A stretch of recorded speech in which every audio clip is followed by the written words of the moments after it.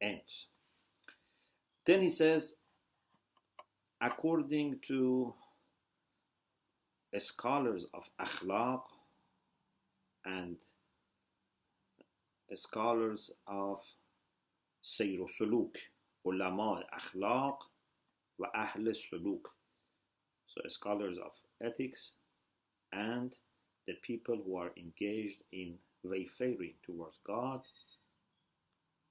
the best treatment that they have mentioned to cure moral deficiencies is to look at yourself and find out what moral problems and deficiencies you have, and then be trying to force your soul, your nafs, for some time to act in the opposite direction of that deficiency that you have, and at the same time ask Allah to give you tawfiq and success to work against your own nafs when she wants to take you away. And he says, and this is interesting, and this shows that he was optimistic, and he says, مسلما بعد از مدت قلیلی آن خلق زشت رفع شده. So if you try your best and ask Allah for help, certainly after a short period of time, so there is no reason why for all our life or for decades we have to suffer from a problem. Everything is prepared in this world for perfection, for progress.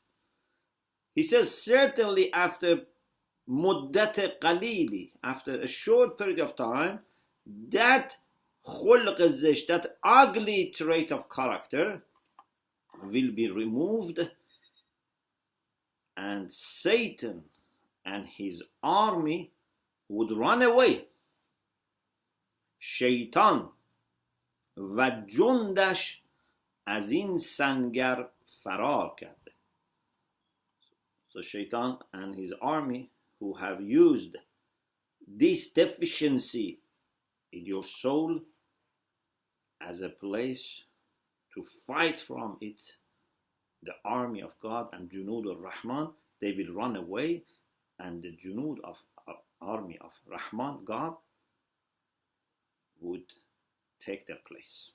So this is very important, that we have to be very positive and optimistic that inshallah we can overcome soon our problems. Of course, you should not, before the problems is solved, finish the battle. You know, if you are even 90% or 99% winner, but a little problem remains and you think it's over and you relax, that can be where Shaitan attacks. Like